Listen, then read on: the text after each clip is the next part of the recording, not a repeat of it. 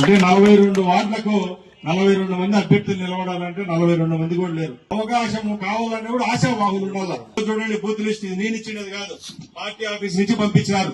89 బూతుల్లో చెత్తగా మైనస్ వచ్చింది. మనకు 89 బూతుల్లో చెత్తగా మైనస్ వచ్చింది. కొన్ని గ్రామాల్లో అయితే 4 బూతులు ఉంటే 4 బూతులు కూడా మైనస్ పోయినాయి. కొన్ని పార్టీల వల్ల పెట్టుకోవడం వల్ల, సమీకరణ వల్ల కొన్ని ఊర్లలో పోయినాయి.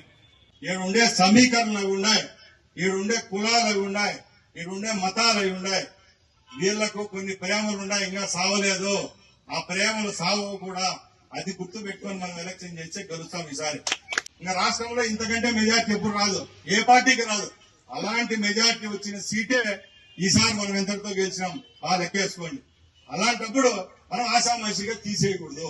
దయచేసి చెప్తారా, అది ఎవరన్నా నేనుంటాను ఇంకోరు ఉంటాను అభ్యర్థి ఏం కాదు. మనం ఓ పార్టీని నమ్ముకొని ఈసారి గెలిచినా మన కార్యకర్తల్లో కొద్ది చిత్తశుద్ధి పెంచండి. రేపు రాబోయే కష్టాలు కూడా ఒకసారి ఊహించుకోండి.